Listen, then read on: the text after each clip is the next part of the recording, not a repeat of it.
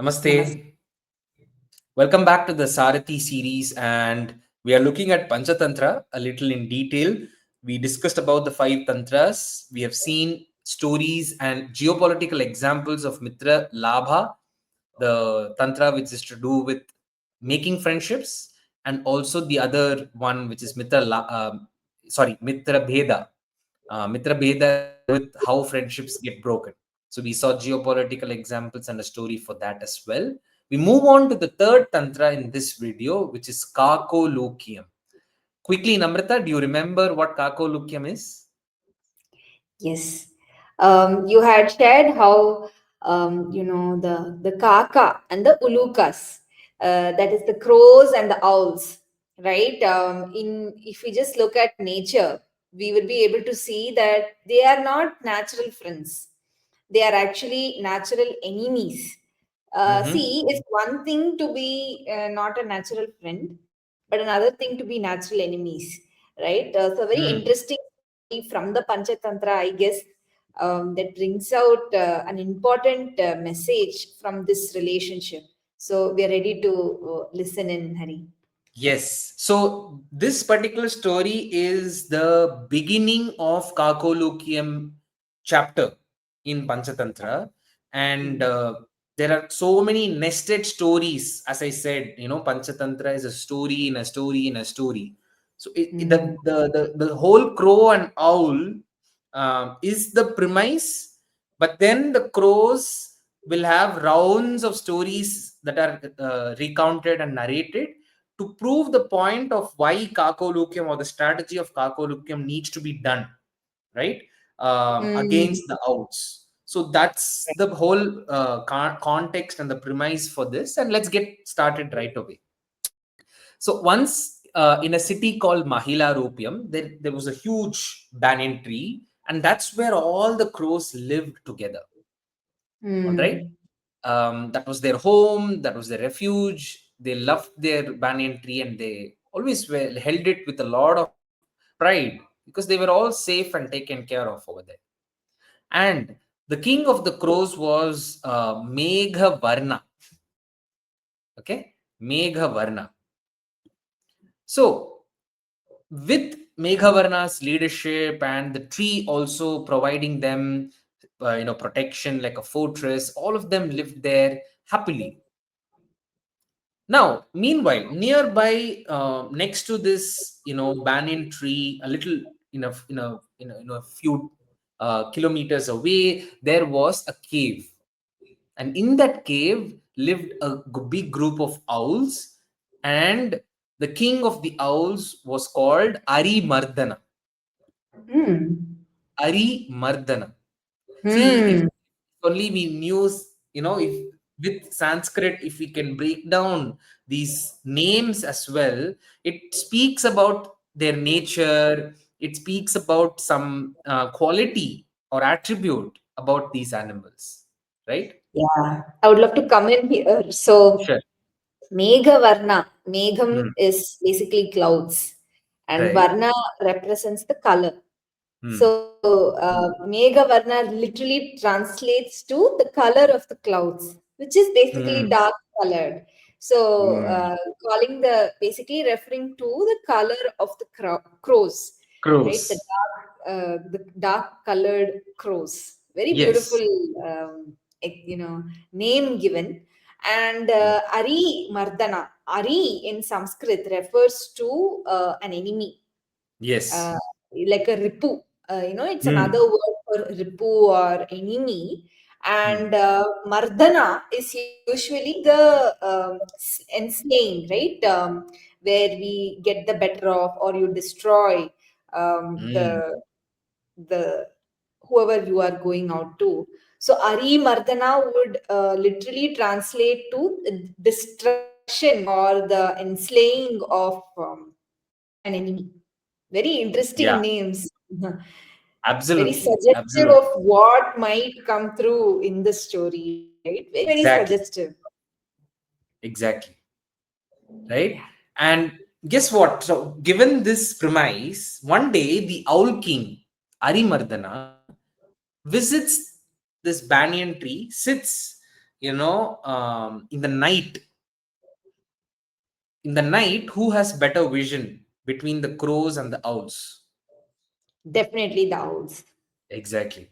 So during the night, the owl king would go to the banyan tree and wait there.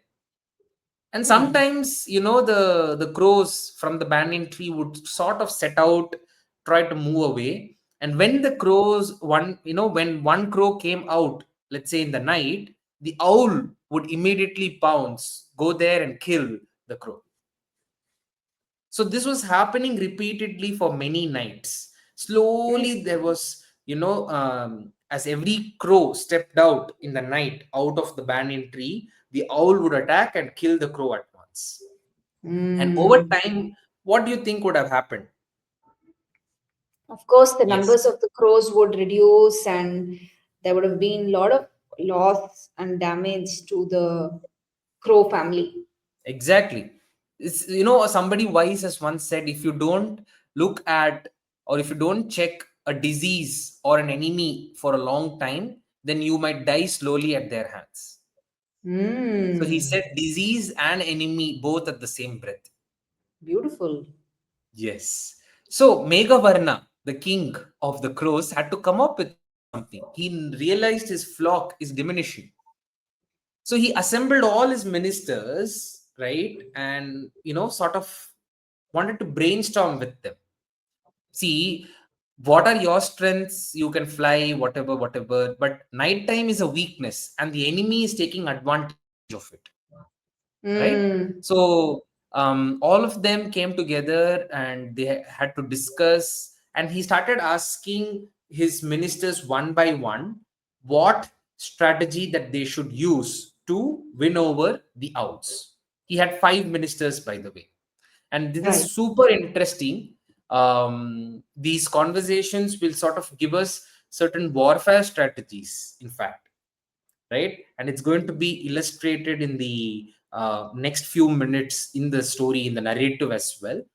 And we might also touch upon it in the Arthashastra session in the upcoming modules. Yes. Yes. So he asks his ministers to come and they start the discussion. The first minister, Ujjivi, the name of the minister is Ujjivi, and he Hmm. says, we should not fight a very strong enemy. So Hmm. he suggested a strategy of sandhi, where we form, some sort of peace deal or a friendship with the owl. Right. Basically, we go and seek peace and no fight. Sandhi. That's the Hmm. strategy that was suggested by the first minister, Ujjivi.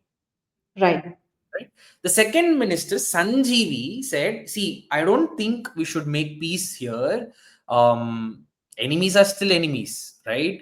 They will try to take advantage, and rather, they have been very clever. In the night, they come and take advantage. So I don't think forming peace with these enemies would be helpful, right? Hmm. They're also quite hungry and angry because every night they're doing this without a break. So this is not done. So I suggest a strategy of Vigrah, where we wage a war strategically against them. Okay, this Right. was what Sanjeevi said. Now moving on to the third minister, his name is Anujeevi, Mm-hmm. right? He said, see, they are wicked and strong, both. Hmm. So neither peace nor direct war is going to work. I suggest a strategy of Yanam, which means we showcase our strength. We do not actually wage a war, but we showcase our strength in a way that sort of deters them from attacking us, that keeps them in check. Right. Recently there were a lot of tensions in the Indian and Pakistan borders. There were so many missile tests that were done. Navy showcases, Air Force showcases done. It was not really an attack, but a showcase or a display of strength and power, right? Actually, if you look at it, it was to deter the enemy from further attacking. It's been a very, very strategic tool that the Indian military has, the Indian army has been using, strategic deterrence. They call it as strategic deterrence. Yes. They don't actually fight, but they stockpile a bunch of armaments and very state of the art technology, and Mm, they make these announcements very well known, and mm, they don't leave any effort or time wasted to display the brilliance of these equipments, even though they are not actually fighting a physical person, but just to keep the enemy in check and know that this is what you're up for if you think you cross your line or you do anything unnecessary with us. Very exactly. interesting strategy, and very useful to know that this was also suggested in our texts like Panchatantra. So it's not something new that our army forces are using, but something that has been actually recommended in Panchatantra itself. Absolutely. So we have seen three ministers speak so far: Ujjivi, Sanjeevi, and Anujeevi. All right. Sandhi, Now the Vigraha, and Yana. that's right. All right. Now we move on to the fourth minister. His name is Prajeevi. All Right. right. He suggests we follow a strategy of asanam, where we Hmm. stay. This is a fort, and we do nothing. As long as we are in our fort, enemy can do nothing. If we step out only, the enemy is killing us, right? So let's not Yes. step out. Let's just stay here. Even a crocodile in water can overpower an elephant, right? So Hmm. this was the proposal of Prajeevi, and the name of the strategy here is asana. Hmm. But This, if here my you see, question. I'd just like to come in, sorry. This is something that China uses very often, if you look at it. Mm, Because they have a sort of better access to the Himalayas, their side of the Himalayas, they actually frequent the Siachen glaciers and that part of the Himalayas a lot more, and that sort of keeps the Indian army a little less accessible for the the especially the glacier regions. But I think their side is a little more favorable, and so we are not able to take full advantage or full access of that region. They are just there, but just their presence is enough for the Indian army to not be able to do what it wants to do there. correct. Exactly. Right. So this is the asanam strategy, right? Suggested by the fourth minister. And then the fifth minister, Chiranjeevi, right? He comes up with another strategy called Samshraya. He says, let us take refuge in someone who is strong, all right? And let us, put that somebody who's strong in our fort, who acts as a layer of protection for us. And whenever we need to leave the fort or go somewhere, um, right, we can try and take the help of that refuge or that somebody who is strong to do that. Hmm. So Right. samshraya, which is to take refuge in someone stronger. This was Hmm. the strategy given by Chiranjeevi. If But we mind look at you, it, yes. Pakistan does this very often. If Mm, anything happens at the drop of the hat, they will go and just appeal to either their recently US, earlier it used to be China. They will request their elder brothers. They mm. call China itself big brother and so on, right? They take refuge in them and put them in the front, right? Because they themselves are not able to put up the fight. It also comes at a cost. That's right. When you take refuge, there could also be situations where they take advantage. The other, party takes advantage of you. So it needs to Right. be very, very carefully done and thoughtfully done. So it's not uh, very easy, right?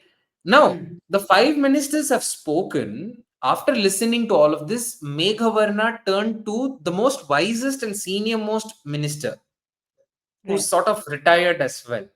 His name is Thira Jeevi. Hmm. Sthirajeevi. Now, I might want to invite you to tell me what do you think Sthirajeevi means?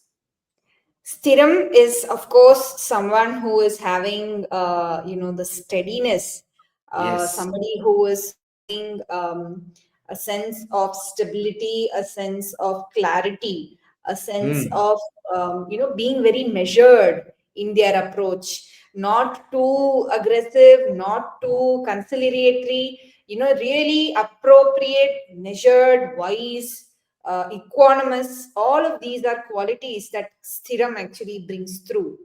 Yeah. Super. I- yeah. And so invites Thirajivi, as you said, with the firmness, who is able to give that sort of a counsel. He invited his advice, right? Because before Meghavarna, his father was the king, and Hmm. Sthirajivi was his father's minister, right? So a Right. lot more wisdom and experience. So he asked, "What do you recommend?" Sthirajivi said, "See, the strategies that were proposed by all the ministers are all valid, all Hmm. the five of them, right? They all have a time and a place for its application, but now the time is for Dvaidhi Bhava, Right. strategic action. Let us Hmm. send our spies, gather information on the Hmm. key people advising the king of the owls, and Hmm. then plan to strategically divide them, Hmm.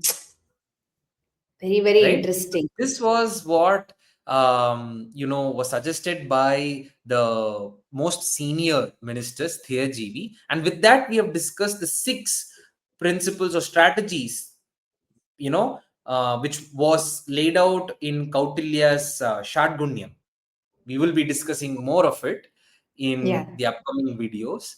But after this story in Panchatantra, Vishnu Sharma goes about very cleverly weaving more and more complex, political strategies as stories, where the crows sort of discuss what next, what to do, and how the whole their strategy plays out.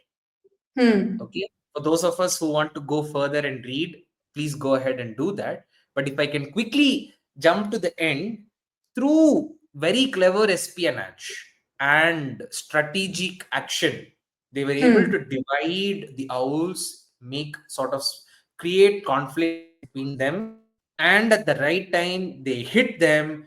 And it was actually a clever idea where they burned the entire cave, and after that their entire threat was destructed, and they were free of any sort of threat, and they lived in their banyan tree happily after that.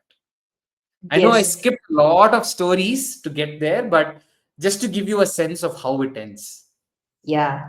One essential part of the story that I would just like to bring in is this idea that, it was actually through strategy Hmm. that the crows suggested that they pretend to be an ally of the owl. Mm-hmm. That is, one of the ministers of the crow pretends to be an Correct. ally of the owls.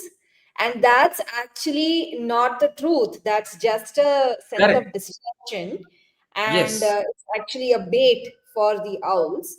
Which is And what a spy does, right? Even today, a spy is actually in the garb of the enemy. yeah. He goes and sort of mingles and blends with the enemy Hmm. so well that the enemy doesn't even know that this is a spy. Exactly. Yeah.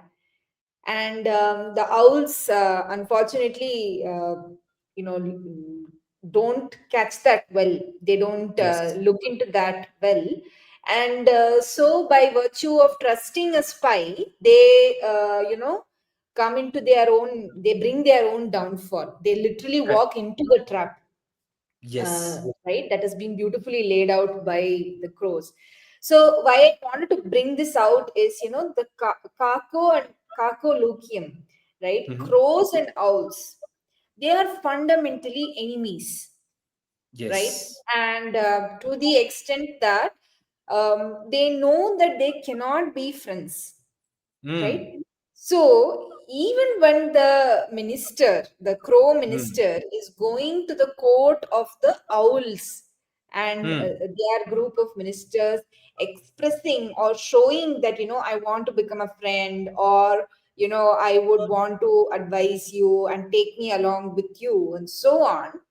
I'm just trying to think from the perspective of the owls, right? The owls should have been on their guard, right? Yeah. No matter what it is, ultimately, that is a crow, and a crow cannot be trusted. Mm. He might be speaking sweet words at this point, he might be speaking favorable things at this point, but fundamentally, he's a crow, he's my enemy, and therefore, I must not trust him. It's okay even if I don't destroy him right up front, but I must not trust him, right? Correct. If this kind of perspective is brought Mm. in and can be used to know who is a long standing enemy, Yeah. and the words of a long standing enemy cannot be trusted fundamentally, right? So we've seen this even in the case of the Mahabharata. If you look at it, um, it is very well known that the Kauravas just cannot stand the Pandavas.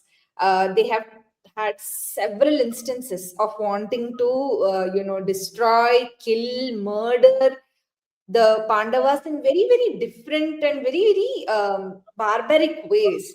But despite all of that, you know, similar to how the owls walked into the trap of the crows, the Pandavas completely walk into the trap of the Kauravas. They are not actually alive and present to the conditions or to the fact that they are my arch enemies and their words cannot be fundamentally trusted. I think this perspective is something that we must be able to discern very clearly, And when right? you're saying they walked into the trap, you're mentioning, I think you're referring to the gambling call of the Exactly, crow. exactly. Right. Yeah, yeah. Mm. If you recall in the stories of the Mahabharata, it was not as though the gambling match happened as an independent event, right? There were several events up till then, right? From their childhood days to this entire incident known as the Laksha Graha, where they actually Yes. made an entire palace out of Palace. wax and Yeah. wanted to burn them alive and rejoiced Yeah. that.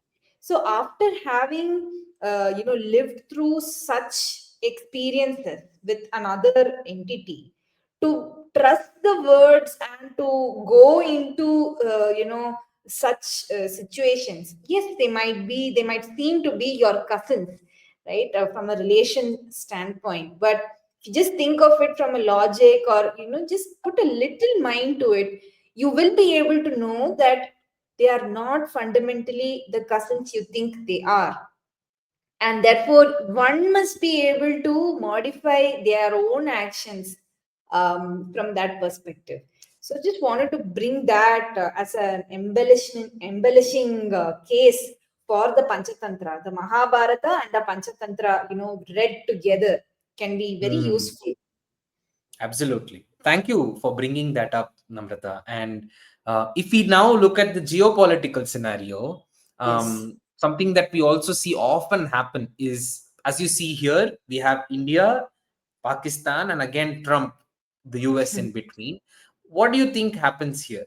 Now, what is your idea of India's position with respect to terror?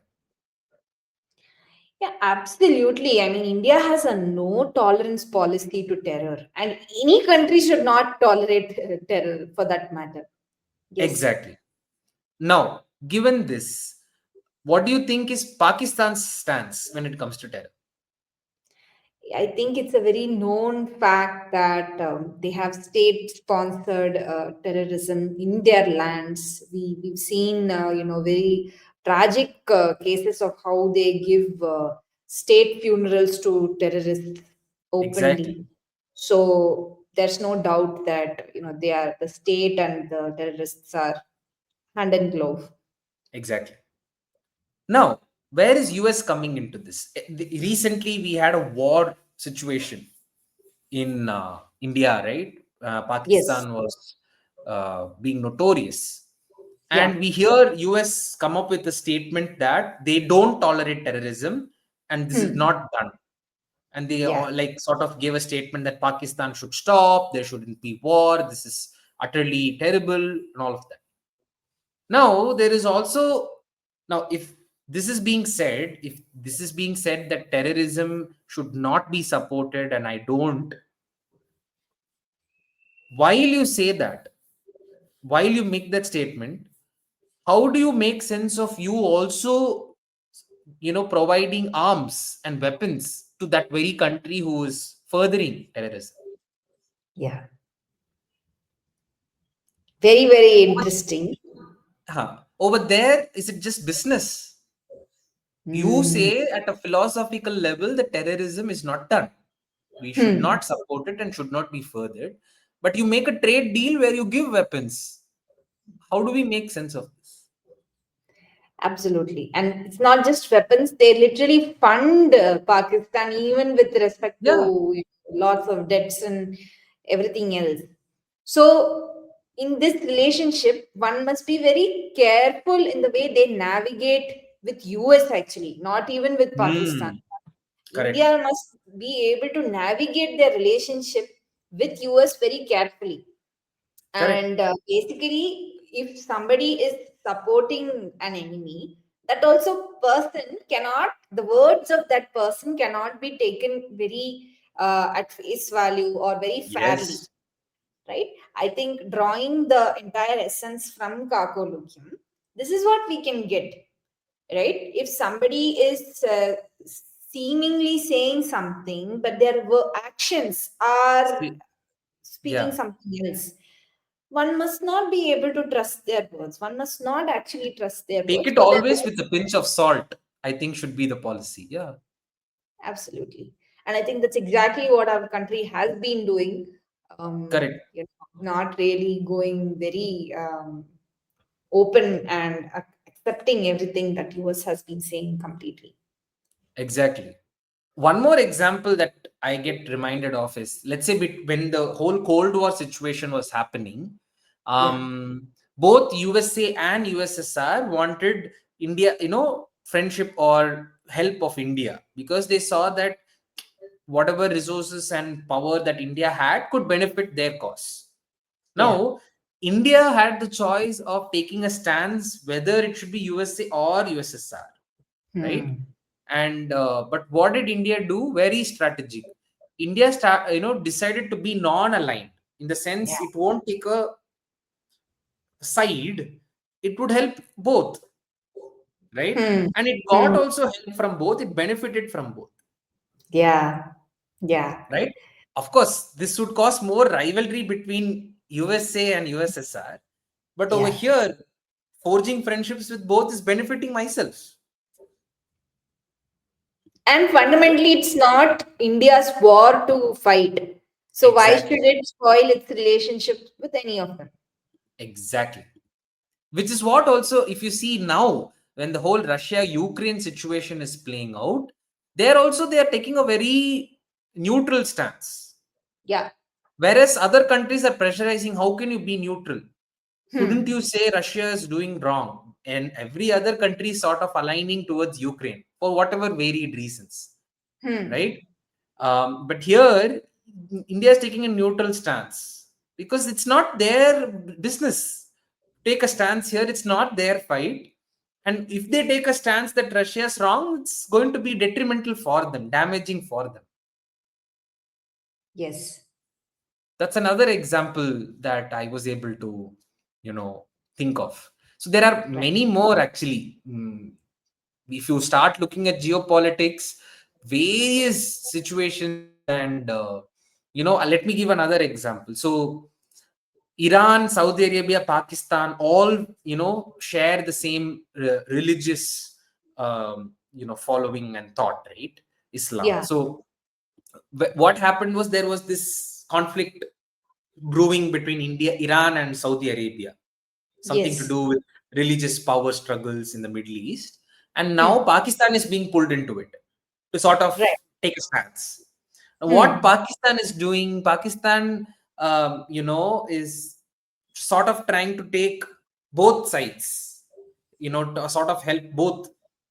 It helps Pakistan in terms of money, oil subsidies, military jobs, and all of that. But they Hmm. again, since it's a religious war, it could get really difficult, right? And then Yeah. as it escalates, Pakistan is like found in this firefighting mode, stuck between two sides.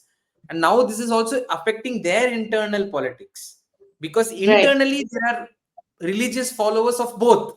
And now it's becoming a nightmare to even navigate this situation. Yeah. It's very messy at this point.